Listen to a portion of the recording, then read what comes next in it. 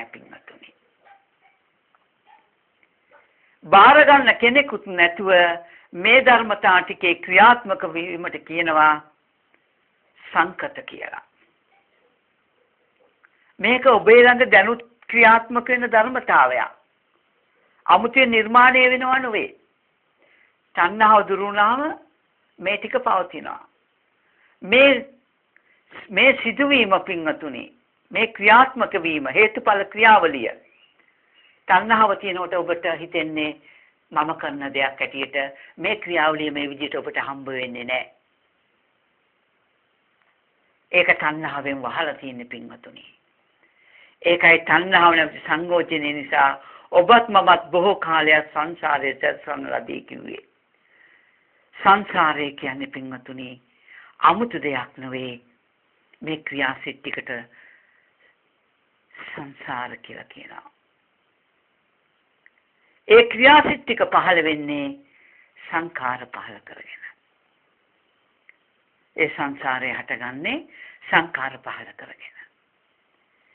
මේ සංසාරයේ පින්වතුනි තණ්හාවට අයිති ධර්මතාවයක් නෙවෙයි. මේ කය උදව් කරගෙන මේ ක්‍රියාසිට ටික පහළ වෙනවා. විද්‍යා ප්‍රත්‍යයෙන් පින්වතුනි. විද්‍යාව කියන්නේ චතුරාර්ය සත්‍ය අවබෝධ කරපු නුවණට පින්වතුනි. කයක් තියනවා කියලා දන්නේ නැහැ. තණ්හාව නැහැ පින්වතුනි.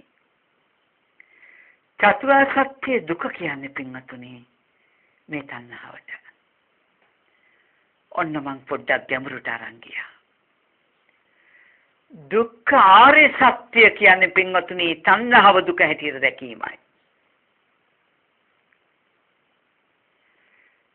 මේ ක්‍රියාසිටිකම උදව් කරගෙන තණ්හාව ඉපදීම මේ දුක්ඛ ආර්ය සත්‍ය දුක්ඛ සමුදය සත්‍ය පින්වතුනි දෙන්නේ.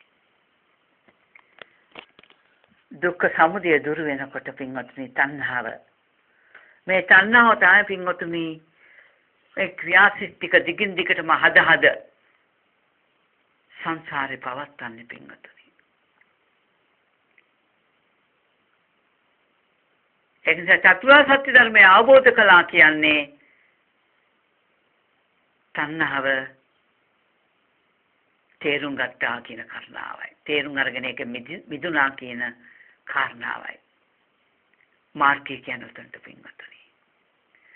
තණ්හාව දුරු කරන්ට පාල කරගන්නා මේ විද්‍යා නුවණට කියනවා මාර්ගය කියලා.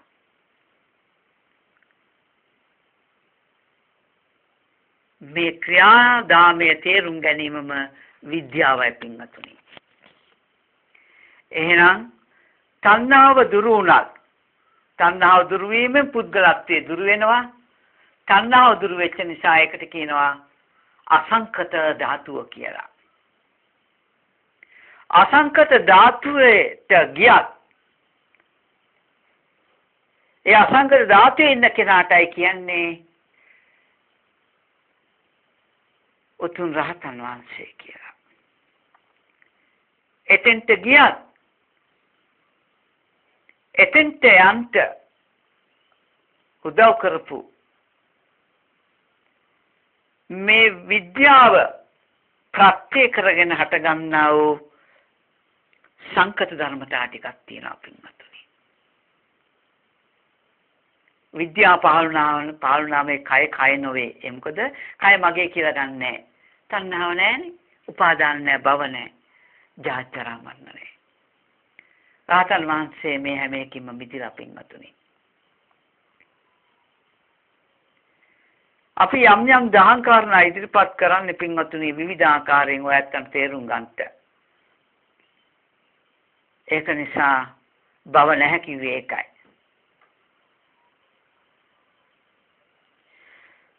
සංකත ධර්මතාවයේ තණ්හාව නැති සංකත ධර්මතා ටික ක්‍රියාසිටිකට භවයක් දෙන්නේ නැහැ පින්වතුනි. භවයක් හම්බෙන්නේ පුද්ගලත්වයකට.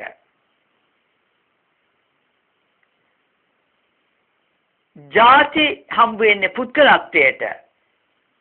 ජරා මරණ හම්බෙන්නේ පුද්ගලත්වයට.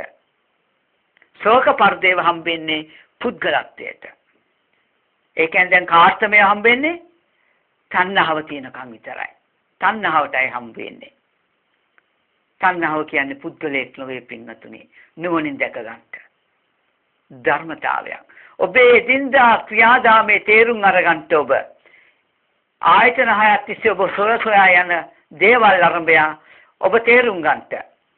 ඒ ආයතන හය හරහා ඔබගේ කය ඔබ පරිහරණය කරනවා, වචනේ පරිහරණය කරනවා, මනස පරිහරණය කරනවා. බලන්න මේ තුන නෙමෙයිද ඔබ හොය යන්නේ, මේ තුනේ දේවල් තමයි හොය යන්නේ. ඔබ මොනවා හොය ගියත් ඔබට හම්බෙලා තියෙන ওই තුනයි. ඒක නිසා පින්වතුනි මේ ධර්මතාවයේ තේරුම් ගන්නට විද්‍යාව පහළ වුණොත් පින්වතුනි ජීවිතේ ඉන්ද්‍රිය පවතිනකම් පින්වතුනි ඔබට මේ ක්‍රියාසිට ටික පහළ වෙනවා. ඒ ක්‍රියාසිට ටික පහළ වෙන්නේ සංඛාර ප්‍රත්‍යයෙන් පින්වතුනි. විද්‍යා සහිත සංඛාර වලින්. විද්‍යා පහළ කරගත් උතුමන් වහන්සේට ඒ කය නොවේ. මේ ක්‍රියාසිට ටික බාර ගන්න කෙනෙක් නෑ පින්වතුනි. හේතුඵල ක්‍රියාවලියක් හැටියට ලෝකේ සිදු වෙනවා විතරයි.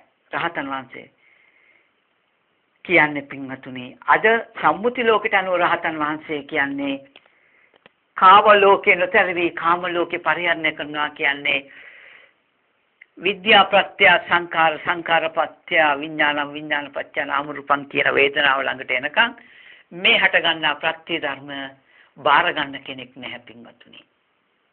බාර ගන්න කෙනෙක් නැති නිසා කියනවා මේ ක්‍රියාදාමයටයි කියන්නේ රහතන් වහන්සේ කියලා. පුද්ගලයෙකුට නෙවෙයි පින්වතුනි. මේ සංකත වූ තණ්හාව නැති සංකත වූ ධර්මතා ටිකට විද්‍යාව ප්‍රත්‍ය කරගෙන හටගන්නා හේතුඵල ක්‍රියාවලියට සංකත ධර්මතා ටිකට කියනවා පින්වතුනි රහතන් වහන්සේ කියලා. මේක බාර ගන්න කෙනෙක් නැති නිසායි රහත් කියන්නේ පින්වතුනි. ඒ වුණට ඒක ප්‍රත්‍ය කරගෙන ඒක උදව් කරගෙන මම කියලා කෙනෙක් ජීවත් වුණා නම් මං කව මම කියන්නේ තණ්හාව. එයා පිරුණම් පාර පින්වතුනි. එයා නැවත උපදින්නේ නැහැ.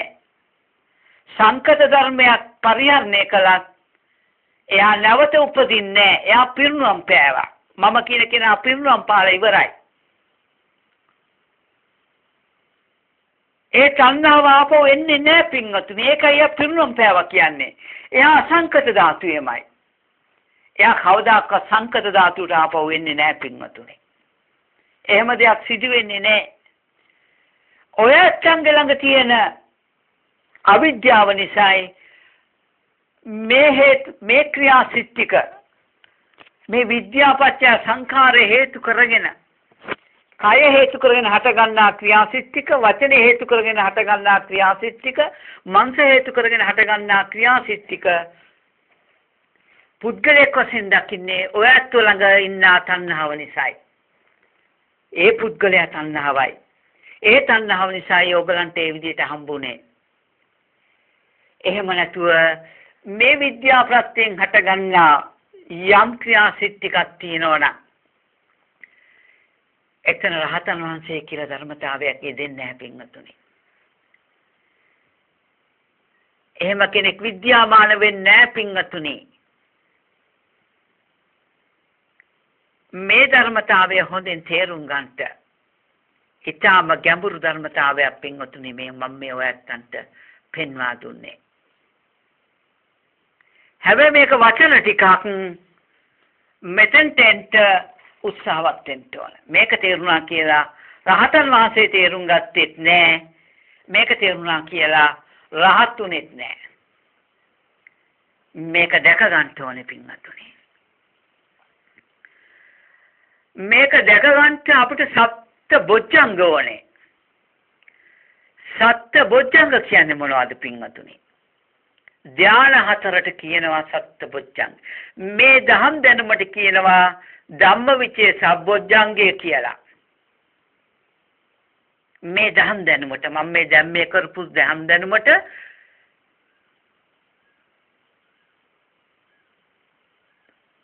ධම්මවිචේ සබ්බොජ්ජංගය කියලා. නිවන් දකින්න නම් තණ්හාව දුරු කරන්න දුරු වෙන විදිය දැක ගැනීම ධම්මවිචේ සම්බොජ්ජංගයයි. මේ කාරණාවේ පින්වතුනි යම් කමඨහනක මේ කාරණාවේ මනාව සිහිය පැවැත්වීමත් කියනවා සති සම්බොජ්ජංගය කියලා. මේ නිසා පින්වතුනි වීර්යද වැඩෙනවා. වීර්ය සම්බොජ්ජංගය වැඩෙනවා. ඒ වීර්ය සම්බොජ්ජංගය ඒ ප්‍රඥාවමයි පින්වතුනි. ඒ ප්‍රඥාවමයි වීර්ය සම්බොජ්ජංගය කියන්නේ. එයාමයි වීර්ය කරන්නේ පින්වතුනි. පුද්ගලයෙක් නෙවෙයි.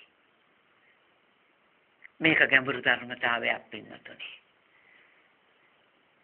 ඔබලාට පුද්ගලයෙක් කරන දෙයක් හැටියට හම්බ වෙනවා පින්වතුනි තණ්හාව නිසා. ඒ තණ්හාවේ මමත්වය නිසා. මම ඒ බව පැහැදිලි කළා. මෙන්න මේ වීර්ය සම්පොච්චංගය නිසා වැඩෙන්නේ මොනවද? ආර්ය ශ්‍රාංගික මාර්ගයේ සම්මා සතියට එන්න මේ බොජ්ජංග ධර්ම වල පෙන්වන්නේ සතියයි. සම්මා දිට්ඨියත් ඊතුරු දහම් මාර්ගාංග ටිකක් කියනවා ධම්මවිචේ සම්බොජ්ජංගය කියලා. එකට එකක් මේව සම්බන්ධයි පින්වතුනි.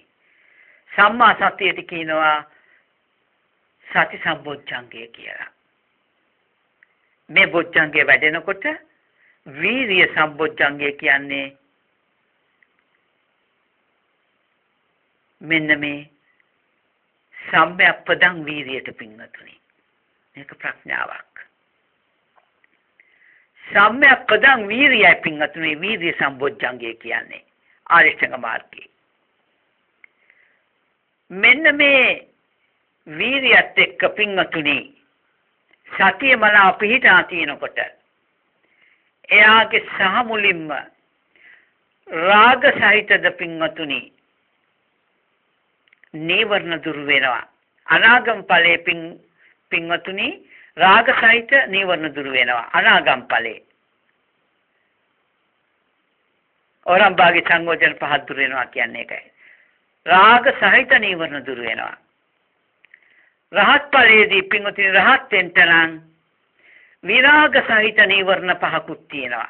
මේක දුරු වෙන්න ඕන. මෙන්න මේ විරාග සහිත නීවරණ දුරු වීමත් සමග පින්වතුනි සතර ධානය උපදිනවා.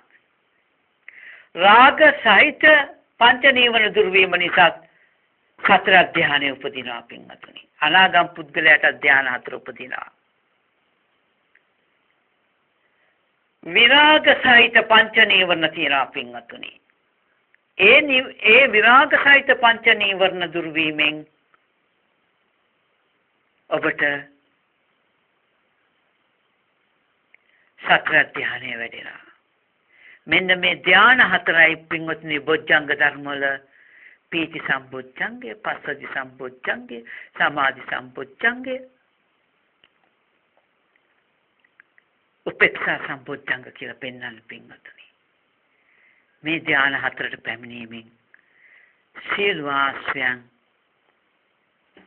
නැති කළ දානවා නැති වෙනවා පින්වත්නි යාගෙන්. නැති කරනවා නෙමෙයි නැති වෙනවා පින්වත්නි බේම. මෙන්න මේ බොජ්ජංග ධර්ම වලට පැමිණිච්ච කෙනා. බොජ්ජංග ධර්ම වඩනවා කියන්නේ ඕකටයි පින්වත්නි. බොජ්ජංග ධර්ම කියන තැනක් තියෙන්නේ ඒ උතුම් මාර්ගයමයි පින්වත්නි. මේ ධම්ම අවබෝධය ඔබට ගොඩාක් මේ ගැඹුරු ධම් කාරණාවක් මම පෙන්වුවේ. මේක තේරුම් ගන්නට ඔබ දක්ෂ වුණොත් ඔබ කොච්චර වටිනවද පින්වත්නි. තේරුම් ගන්නට බලන්න. ඒක නිසා අද දවසේ මම ඔයයන්ට මේ දහම් කාරණාවට පැමිණීම සඳහා තේරෙන තැනකින් කායනුපස්සනාවේ කමඨහනක් මම මෙතනින් පස්සේ ඉදිරිපත් කරනවා. ඒක හොඳින් ශ්‍රවණය කරන්න. ඒක ශ්‍රවණය කරනකොට ඔබට මේ කියන තැන් වලට පැමිණ වාසය කරන්න පුළුවන්. එනම් මේ දහම් පාඨයේ ඔබේ උතුම් චතුරාර්ය සත්‍ය ධර්මය මේ ජීවිතේම අවබෝධ කිරීම පිණිස සත්‍ය පුද්ගල දෘෂ්ටිය තේරුම් ගැනීම පිණිස සත්‍ය කියන්නේ කවුද කියන එක තේරුම් ගැනීම පිණිස මම මේ දේශනාව කළේ. කුමකට සාපේක්ෂවද? මගේ මේ ගේ හදන තණ්හාව නැමැති කැණි මඩල මන් සුණු විසුණු කළා කියන ලෞතර බුදු කෙනෙක්ගේ උදන් ගැනීමට අනුවයි මම මේ දේශනාව කළේ පින්වතුනි. ඔයත් තුමින් මමත්වය කියන්නේ කවුද කියන එක තේරුම් අරගෙන ඔයත් අංගේ එදිනෙදා ජීවිතේ ආයතන හයක් අරඹය කයින් වචනේ සිත උදව් කරගෙන කරන්නා වූ පුඤ්ඤාප සංකාර අපුඤ්ඤාප සංකාර අනිත්‍යප සංකාර හේතුපාදක කර උපදින්නා වූ ඔබලගේ දිනදා මේ ක්‍රියාකාරීත්වයේ තේරුම් ගන්නට එදාට ඔබට මම කියන කෙනා කවුද කියන එක